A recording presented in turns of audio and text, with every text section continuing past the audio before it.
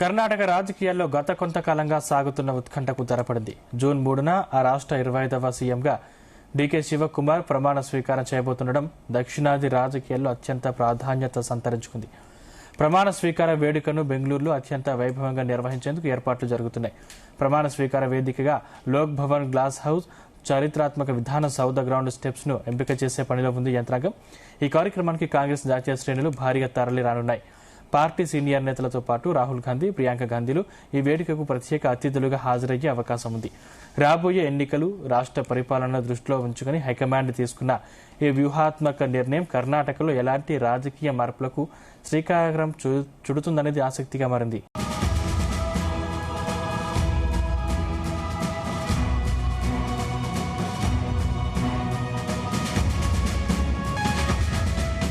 కొత్త ప్రభుత్వ ఏర్పాటుపై కసరత్తు సాగుతుంది. సిద్దరామయ్య, డీకే శివకుమార్ వేర్వేరుగా ఢిల్లీకి చేరుకున్నారు.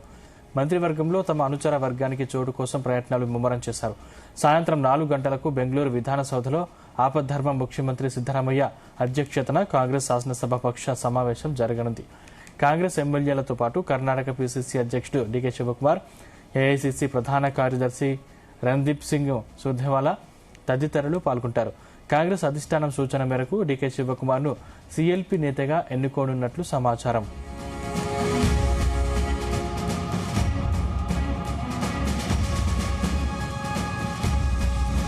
ముఖ్యమంత్రిగా డీకే శివకుమార్ అభ్యర్థిత్వాన్ని కర్ణాటక కాంగ్రెస్ వ్యవహారాల ఇన్ఛార్జ్ రణ్దీప్ సింగ్ సుర్జేవాలా ప్రతిపాదించనున్నారు. ఈ ప్రతిపాదనకు పార్టీ ఎమ్మెల్యేలు ఆమోదం తెలపాల్సి ఉంది. సీఎల్పీ నేతను ఎన్నుకున్న తర్వాత ఎమ్మెల్యేల మద్దతు లేఖను లోక్ భవన్లో గవర్నర్కు థావర్ చంద్ గెహ్లాట్కు అందజేస్తారు. కొత్త ప్రభుత్వ ఏర్పాటుకు సిద్ధంగా ఉన్నామని గవర్నర్కు తెలియజేస్తారు. ప్రభుత్వాన్ని ఏర్పాటు చేయాలంటూ గవర్నర్ ఆహ్వానిస్తే విధాన సౌధ వద్ద కొత్త ముఖ్యమంత్రి డీకే శివకుమార్ ప్రమాణ స్వీకారం చేసే అవకాశం ఉంది. ప్రమాణ స్వీకార శుభముహూర్తం కోసం ఆయన ఇప్పటికే జ్యోతిష్యులను సంప్రదించినట్లు సమాచారం. విధాన సౌధ ఎదుట ప్రమాణ స్వీకారానికి అధికారులు ఏర్పాట్లు చేస్తున్నారు.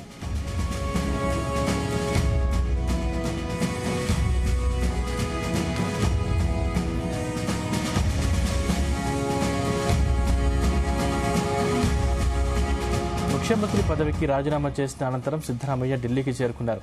అగ్రనేతలు సోనియా గాంధీ, రాహుల్ గాంధీ, మల్లికార్జున ఖర్గేను కలుసుకుని ధన్యవాదాలు తెలియజేశారు. కొత్త ప్రభుత్వ ఏర్పాటు, మంత్రివర్గం కూర్పుపై సుమారు గంటకు పైగా చర్చించారు. అలాగే సిద్దరామయ్య రాజకీయ భవిష్యత్తుపైన చర్చ జరిగినట్లు తెలుస్తోంది. జాతీయ రాజకీయాల్లోకి రావాల్సిందిగా ఆయన్ను మరోసారి ఆహ్వానించినట్లు సమాచారం.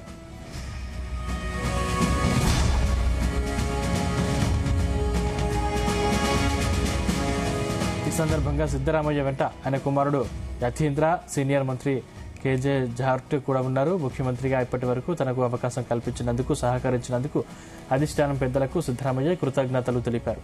డీకే శివకుమార్ సైతం పార్టీ అగ్రనేతల్ని కలుసుకున్నారు. మంత్రివర్గంలో తన వర్గం ఎమ్మెల్యేలకు ప్రాధాన్యం ఇవ్వాలని ఆయన కోరినట్లు తెలుస్తోంది.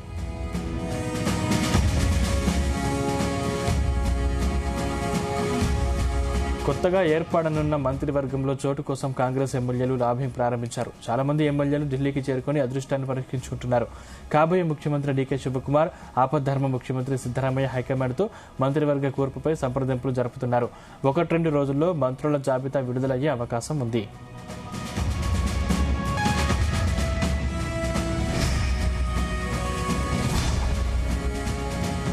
తమ సన్నిహిత ఎమ్మెల్యేలకు మంత్రి పదవులు దక్కేలా సిద్దరామయ్య, డీకే శివకుమార్ అధిష్టానం వద్ద పావులు కదుపుతున్నారు. తమ వర్గానికి అత్యధిక మంత్రి పదవులు దక్కించుకునేందుకు ఇరువురు నేతలు పోటీ పడుతున్నారు. ఈసారి మంత్రివర్గంలో కొత్త ముఖాలకు ఎక్కువగా ప్రాధాన్యం దక్కుతుందని ఊహాగానాలు సాగుతున్న తరుణంలో సీనియర్ మంత్రులు, ముఖ్యంగా సిద్దరామయ్య వర్గీయుల్లో టెన్షన్ పెరుగుతుంది. 40 మందికి పైగా కాంగ్రెస్ ఎమ్మెల్యేలు మంత్రివర్గంలో చోటు కోసం ప్రయత్నిస్తున్నారు.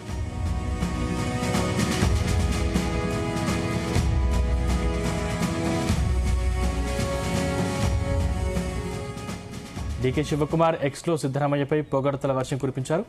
దేవుడు వరం ఇవ్వడు, శాపం కూడా ఇవ్వడు, అవకాశం మాత్రం ఇస్తాడు. ఆ అవకాశంతో ఏం సాధిస్తామనేది ముఖ్యం అంటూ వేదాంత ధోరణిలో స్పందించారు. అవకాశాన్ని అందిపించుకుని విజయం సాధించిన వారిలో ముఖ్యుడు సిద్దరామయ్య అని కొనియాడారు. మైసూరు జిల్లాలోని ఓ కుగ్రామంలో జన్మించి పోరాటం ద్వారా రాజకీయాల్లోకి వచ్చి సామాజిక న్యాయం అందిస్తూ పేదల పెన్నిధిగా కర్ణాటక ముఖ్యమంత్రిగా సిద్దరామయ్య సేవలందించారని డీకే శివకుమార్ ప్రశంసించారు. కర్ణాటక రాజకీయ చరిత్రలో అత్యంత విజయవంతంగా దీర్ఘకాలంగా ముఖ్యమంత్రిగా పనిచేసి సామాన్య ప్రజల హృదయాల్లో చోటు సంపాదించుకున్నారని ఉద్ఘాటించారు. నూతన మంత్రివర్గ ఏర్పాటుపై ఇప్పటి వరకు ఎలాంటి నిర్ణయం తీసుకోలేదని ఢిల్లీలో డీకే శివకుమార్ తెలిపారు.